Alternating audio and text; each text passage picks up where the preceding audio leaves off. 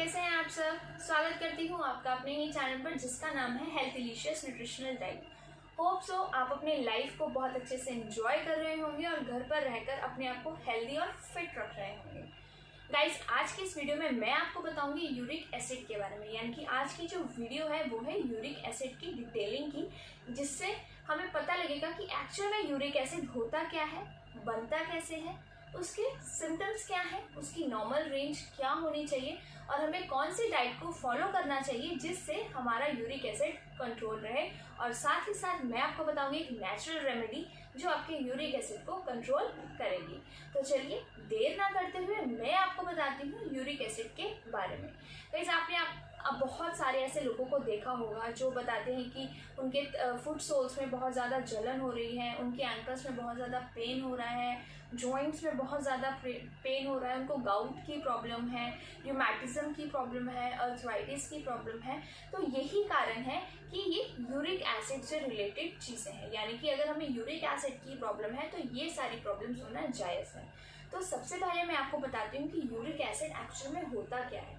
Guys, हमारे शरीर में, हमारी बॉडी में 2 किडनीज होती हैं। जब वो अपना फिल्ट्रेशन की जो उसकी स्ट्रेंथ होती है, यानी कि जो उसका फिल्टर करने की जो क्षमता होती है, स्ट्रेंथ होती है, वो कम हो जाती है तो हमारी बॉडी में यूरिक एसिड बनना स्टार्ट हो जाता है। यानी कि जो यूरिया होता है वो यूरिक एसिड में कन्वर्ट हो जाता है। बेसिकली जो शरीर में सेल्स होते हैं, यानी कि हमारी बॉडी में जो कोशिकाएं जिन्हें हम सेल्स कहते हैं, और जो खाना हम इंटेक करते हैं, जो खाना हम खाते हैं, उसी से यूरिक एसिड बनता है। और ये यूरिक एसिड हमारी हड्डियों के बीच में जमा हो जाता है, जिससे हमें प्रॉब्लम्स होना स्टार्ट हो जाती है, जैसे कि अर्थराइटिस, रूमेटिज्म और knee pain, back pain, etcetera etcetera. अगर हमारी बॉडी में ज़्यादा यूरिक एसिड हो जाता है, ये आगे जाके गाउट की प्रॉब्लम को भी क्रिएट कर सकता है। यानी कि अगर ज़्यादा यूरिक एसिड के सिम्टम्स हैं तो ये आगे जाके गाउट की प्रॉब्लम हो सकती है। अब मैं आपको बताऊंगी कि इसके सिम्टम्स क्या क्या होते हैं, यानी कि यूरिक एसिड के लक्षणों को हम कैसे जान सकते हैं। सबसे पहले तो हमारे हाथ पैरों में जकड़न हो जाती है, जोड़ों में दर्द होने लगता है, पेन होने लगता है चुभन वाला, जैसे कि कोई पेन वाला पेन हमें चुभो रहा हो, वो दर्द होने लगता है, हमें ज़्यादा डिजीनेस हो जाती है, थकावट हो जाती है।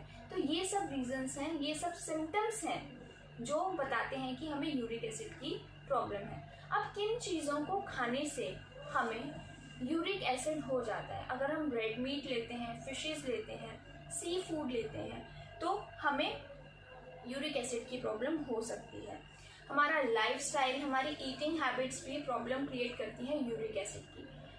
खाने में जब हम प्यूरिन प्रोटीन ज़्यादा ले लेते हैं तब भी हमें यूरिक एसिड की प्रॉब्लम हो सकती है। जो लोग ज़्यादा व्रत रखते हैं उनमें भी यूरिक एसिड की मात्रा बढ़ जाती है। जो लोग ज़बरदस्ती एक्सरसाइज करते हैं, ज़बरदस्ती वेट लॉस करने की कोशिश करते हैं, उन्हें भी यूरिक एसिड की प्रॉब्लम हो जाती है। जो लोग बहुत ज़्यादा पेन के कारण घर में ही पेन किलर्स ले लेते हैं, उनको भी यूरिक एसिड की प्रॉब्लम हो सकती है। कैंसर को रोकने के लिए जो हम मेडिसिन खाते हैं उससे भी हमें यूरिक एसिड की प्रॉब्लम हो सकती है। अब मैं आपको बताऊंगी कि नॉर्मल रेंज क्या होती है इन जेंट्स एंड लेडीज़। लेडीज़ में जो बेसिकली यूरिक एसिड की नॉर्मल रेंज होती है वो 2.4 mg से लेकर 6.0 mg तक होती है, और जेंट्स में ये होती है 3.4 mg से 7.0 mg तक। अगर इसका लेवल इन रेंज से ऊपर जाता है तो दैट मीन्स मेल और फीमेल में यूरिक एसिड की प्रॉब्लम स्टार्ट हो गई है। अब क्या खाने से यूरिक एसिड बढ़ता है? अगर जैसे मैंने आपको बताया कि हम लोग सी फूड इंटेक करते हैं, फिश का इंटेक करते हैं, जंक फूड लेते हैं, स्पाइसी खाना खाते हैं, ज़्यादा ऑयली चीज़ें खाते हैं और अपनी हेल्थ का हम बिल्कुल भी ध्यान नहीं रखते हैं, लाइफस्टाइल हमारा इतना बेकार हो चुका है कि हम एक्सरसाइज नहीं कर रहे हैं, तो ये भी प्रॉब्लम है यूरिक एसिड का एक बढ़ाने का मुख्य कारण। तो अब कौन सी ऐसी चीज़ें हैं जो हमें खानी चाहिए? सबसे पहले तो यूरिक एसिड को कम करने के लिए हमें विटामिन डी रिच फूड का इंटेक करना चाहिए।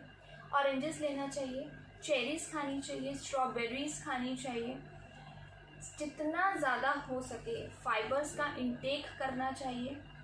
एप्पल विनेगर लेना चाहिए, यानी कि एप्पल साइडर विनेगर, सेब का सिरका जिसे हम बोलते हैं, हमें उसका इंटेक करना चाहिए। साथ के साथ ग्रीन वेजिटेबल्स लेनी चाहिए, कैरेट, आलू, इन सब चीज़ों का सेवन हमें करना चाहिए। खीरा ले सकते हैं, हम स्प्राउटेड फ्रूट ले सकते हैं, और ज़्यादा से ज़्यादा पानी यानी कि 8 से 6 गिलास हमें पानी पीना चाहिए। डेयरी प्रोडक्ट्स का इंटेक हमें करना चाहिए। चावल, पीनट्स, बादाम, इन सब का इंटेक हमें अपनी रेगुलर डाइट में करना चाहिए। और कार्बोहाइड्रेट रिच फूड लेना चाहिए, जिससे हमें यूरिक एसिड की प्रॉब्लम बिल्कुल ख़त्म कर सकते हैं। तो ये तो थी नॉर्मल डाइट, जिसमें मैंने आपको बताया कि क्या खाने से यूरिक एसिड बनता है और क्या खाने से हम यूरिक एसिड के लेवल को कंट्रोल कर सकते हैं। अब मैं आपको बताऊंगी ऐसी नेचुरल रेमेडी जो आप यूज़ करेंगे, जिसका इंटेक करने से हम यूरिक एसिड को कंट्रोल में कर सकते हैं। तो वो नेचुरल रेमेडी है अजवाइन। अगर हम अजवाइन का इंटेक करते हैं ल्यूक वाटर के साथ, तो हमारा यूरिक एसिड का लेवल बिल्कुल नॉर्मल रहता है। तो गाइज, ये तो थी आज की वीडियो, जिसमें मैंने आपको बताया कि यूरिक एसिड की प्रॉब्लम से कैसे छुटकारा पाया जा सकता है। यूरिक एसिड के लिए अगर यूरिक एसिड बढ़ जाता है तो किस तरह की डाइट को हमें फॉलो करना चाहिए, और नेचुरल रेमेडी के थ्रू हम यूरिक एसिड को कैसे कंट्रोल में कर सकते हैं। तो आज की इस वीडियो के लिए इतना ही।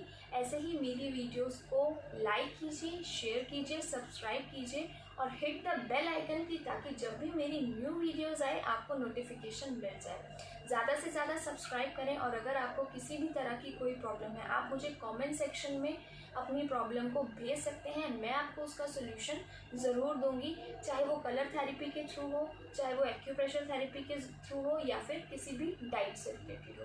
तो आज के लिए इतना ही। घर में रहिए, सुरक्षित रहिए, stay safe, stay healthy at home. Thank you so much.